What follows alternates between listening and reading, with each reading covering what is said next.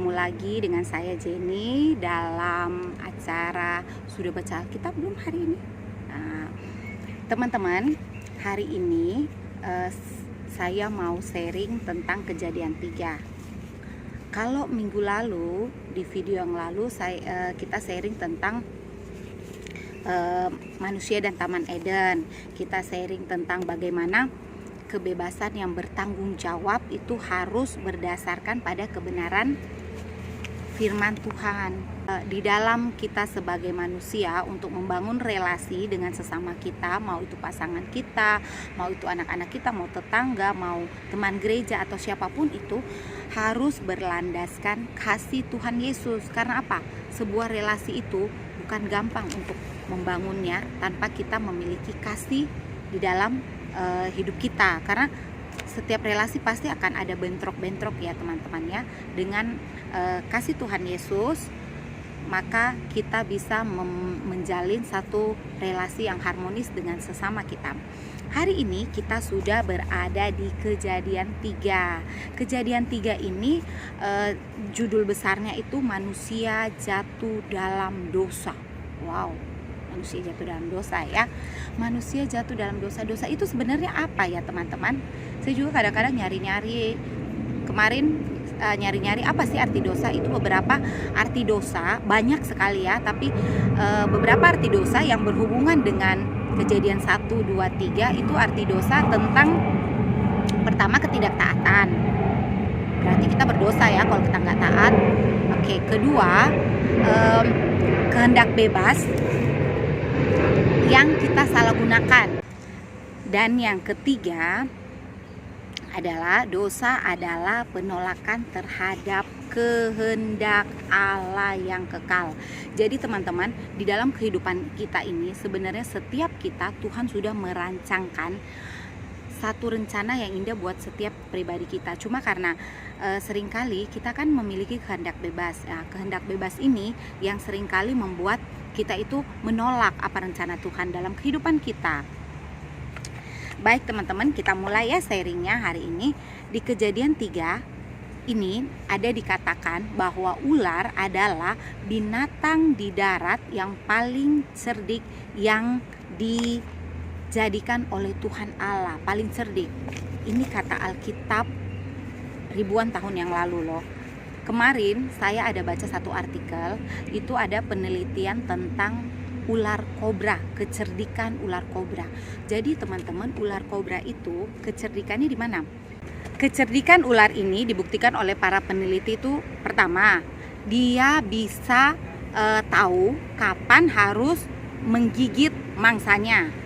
Yang kedua, ketika ular kobra ini sudah menggigit, dia bisa tahu kapan dia harus melepaskan bisa dengan mangsanya ini. Dan yang ketiga, dia tahu kapan dia harus menggigit dengan melepaskan bisa sehingga membunuh mangsanya. Pintar sekali ya teman-teman ya. Itu sekilas info tentang kecerdikan ular. Jadi ketika di taman ini Hawa sedang berjalan-jalan dengan Adam tentunya. Cuma pada waktu ular ini sedang berdialog dengan Hawa, di situ hanya mereka berdua diceritakan ya yang berdialog. Adam pastinya ada di taman itu, tapi nggak tahu posisinya di sebelah mana. Karena ketika ular bercakap-cakap sama Hawa, ular mengatakan, ini kita ambil contoh ya teman-teman. Ini ular mengatakan kepada Hawa. Kata ular apa? Ular itu berkata kepada perempuan itu, tentulah Allah berfirman, semua pohon dalam taman ini jangan kamu makan buahnya, bukan? Jadi teman-teman, dari dialog ini kita bisa tahu ular ini tahu firman Tuhan loh teman-teman. Jadi kalau teman-teman yang mengaku sayang Tuhan Yesus terus malas baca Alkitab, nanti bisa kalah sama iblis ya teman-teman. Jadi ini di sini ceritanya iblis ini menyerupai ular. Dia sedang bercakap-cakap dengan Hawa. Kita dengar ya. Sekali lagi saya ulangi ya teman-teman. Kata ular, tentulah Allah berfirman, semua pohon dalam taman ini jangan kamu makan buahnya. Iblis memang licik ya, padahal Tuhan sebenarnya nggak bilang begitu ya teman-teman. Kita udah bahas ini ya di beberapa minggu yang lalu. Terus apa kata Hawa? Hawa bilang sama ular. Sahut perempuan itu kepada ular, buah pohon-pohonan dalam taman ini boleh kami makan, tetapi tentang buah pohon yang ada di tengah-tengah taman, Allah berfirman, jangan kamu makan ataupun raba buah itu, nanti kamu mati. Teman-teman, iblis ini memang ya tidak mau kalah. Hawa ini udah bilang nih, mungkin Hawa dikasih tahu sama Adam kalau buah itu kita nggak boleh makan. Kenapa Hawa dikasih tahu Adam? Karena waktu Tuhan pesan untuk jangan makan buah itu, Hawa itu belum diciptakan ya. Kita bisa lihat di Kejadian 2. Jadi di situ Tuhan berpesan kepada Adam, dia nggak boleh makan buah yang ada di tengah-tengah itu. Semua buah pohon di dalam Taman Eden boleh dimakan, tetapi tentang buah pengetahuan yang baik dan buruk itu Adam nggak boleh makan. Oke, berarti Hawa di sini oke ya, dia mendengarkan perkataan Adam. Tetapi teman-teman tahu nggak, ular ini tidak pernah mau kalah. Nah, dia mulai lagi berdialog ya. Kita baca lagi di sini ya. Dia bilang apa? Sekali-kali kamu tidak akan mati. Tidak akan mati. Tetapi Allah mengetahui pada waktu kamu memakannya, matamu akan terbuka. Wow. Dan kamu akan menjadi seperti Allah, tahu tentang yang baik dan yang jahat. Jadi perempuan ini melihat kayaknya buah ini enak, bagus, kelihatannya bagus. Nah, lagi pula selain buahnya kelihatannya bagus, dia bisa memberi pengertian. Pengertian apa? Nanti kita bisa seperti Allah. Ini iblis nampak sekali ya bohongnya. Katanya dia bisa seperti Allah. Kalau makan buah itu Hawa bisa seperti Allah, kenapa iblis aja yang kenapa bukan iblis yang makan ya buah itu? Iblis ini kan kenapa dia sebenarnya kan ceritanya dia ini malaikat. Kenapa dia menjadi iblis? Karena dia ini mau melawan kehendak Allah, dia mau seperti Allah. Nah, di sini dia nggak bisa menjadi seperti Allah, akhirnya dia menjadi iblis, menjadi setan ya. Dia mau merayu Hawa. Katanya kalau kamu makan buah itu kamu akan sama seperti Allah. Kalau memang buah itu bisa bikin Hawa sama seperti Allah, iblis aja duluan yang makan. Dari dialog ini nampak sekali ya dia pembohong ya teman-teman. Oke. Selanjutnya Hawa melihat tadi buahnya agak sedap. Dan tidak itu aja ya teman-teman. Ketika dia sudah memakan buah ini, Hawa juga memberikan buah ini kepada Adam. Wow. Ketika mereka makan buah ini, mata mereka terbuka. Nah, berarti satu hal, waktu makan buah ini menurut Adam dan Hawa itu iblis benar loh. Benarnya kenapa? Matanya terbuka. Terbuka bagaimana? Iya, tadi dia nggak pakai baju. Sekarang dia tahu kalau dia nggak pakai baju, dia malu. Matanya terbuka. Maka mereka berdua membuat pakaian dari daun-daunan untuk menutup badan mereka yang telanjang ya teman-teman ya. Jadi dari cerita kita ini tentang dialog iblis yang berwujud ular, kemudian Hawa tergoda untuk memakan buah yang dilarang Tuhan, kemudian dari dialog iblis seolah-olah apa yang iblis bilang itu benar, tapi apa yang Tuhan bilang itu malah nggak benar. Kenapa? Tuhan bilang pada saat kamu memakan buah itu kamu akan mati. Adam dan Hawa waktu makan buah itu mati nggak? Enggak mati. Secara fisik ya teman-teman, dia nggak mati. Tetapi secara rohani, hubungan Adam, Hawa dan Tuhan sudah terputus. Secara fisik dia nggak mati. Kalau kita pikir-pikir, kelihatannya sebenarnya iblis benar. Kalau dipikir-pikir, kenapa? Satu, waktu Adam Hawa makan nggak mati. Dua, waktu Adam dan Hawa makan itu malah mata mereka terbuka. Mereka tahu mereka nggak pakai baju. Ya teman-teman. Jadi setiap hari di dalam kehidupan kita ya teman-teman, kita diperhadapkan dengan begitu banyak pilihan ya. Kita mau taat kepada Allah, kita mau taat kepada iblis. Untuk menentukan pilihan kita itu bukan hal yang gampang. Kita mau menentukan pilihan yang sesuai dengan kehendak Tuhan, bukan hal yang gampang teman-teman. Karena apa? Seperti yang video yang lalu yang saya pernah bilang, kita itu dari daging, itu amat sulit untuk kita mau taat kepada perintah Tuhan. Baik teman-teman ya, apa hubungannya cerita ini dengan kehidupan sehari-hari ya? Saya mau cerita tentang kehidupan kita sehari-hari. Saya mau cerita pengalaman saya ya. Itu anak-anak libur sekolah kan sekitar bulan 3 ya, pertengahan kalau nggak salah. Dan selama bulan 3 itu, karena banyaknya berita-berita di WhatsApp, berita-berita di media-media sosial lain itu tentang betapa mengerikannya corona. Jadi kan kita semua itu nggak ada yang berani keluar rumah ya, 2 bulan pertama itu, mungkin sekitar bulan 3 sampai bulan 5. Jadi teman-teman tahu pekerjaan saya, setiap hari saya itu suka main shopping online. Aduh, shopping online ya teman-teman. Kenapa? Satu, kita nggak boleh keluar. Kedua, kenapa shopping online? Karena kayaknya belanja online itu enak banget ya. Harganya murah, kita nggak perlu jauh-jauh pergi cari barang, kita tinggal klik, ntar 2 hari nyampe barangnya. Itu enak banget ya. Dan teman-teman tahu, godaan untuk belanja online itu sangat besar. Itu saya sampai ada seminggu setiap hari paket datang, paket.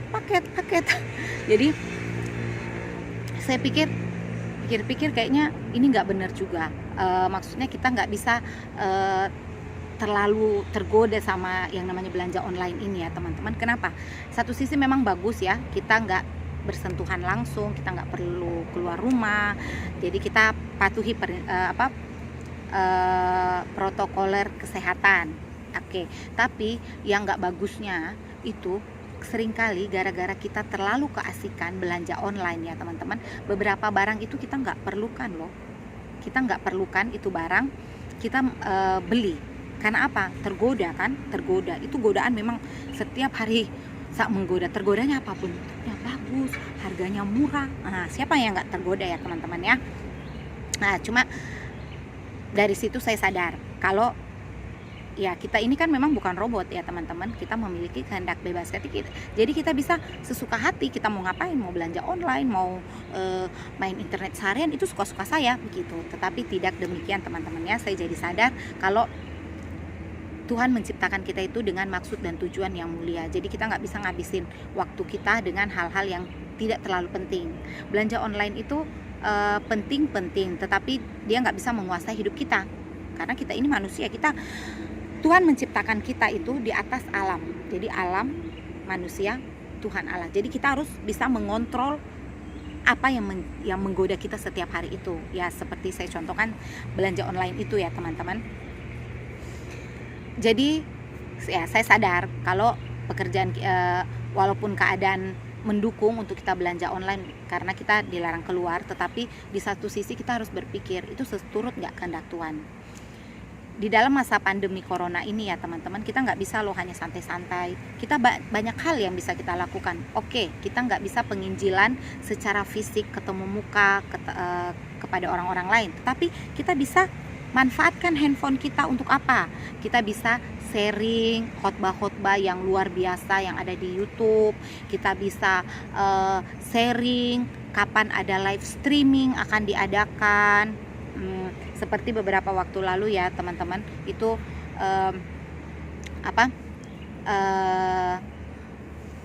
gereja Reform itu ya, mereka sangat aktif mengadakan live streaming. Itu baik buat anak-anak, buat orang dewasa, buat pasangan suami istri, buat keluarga. Itu streamingnya banyak banget di YouTube dan itu sangat bagus-bagus. Jadi saya berpikir kenapa kita menghabiskan waktu untuk hal-hal seperti itu, untuk belanja yang tidak terlalu menyenangkan hati Tuhan. Kenapa kita nggak menggunakan waktu yang ada untuk men-sharingkan firman-firman Tuhan. Jadi itu dia pengalaman saya teman-teman dalam menghadapi godaan ya. Cara kita, satu-satunya cara ya untuk kuat terhadap godaan itu, yaitu kita harus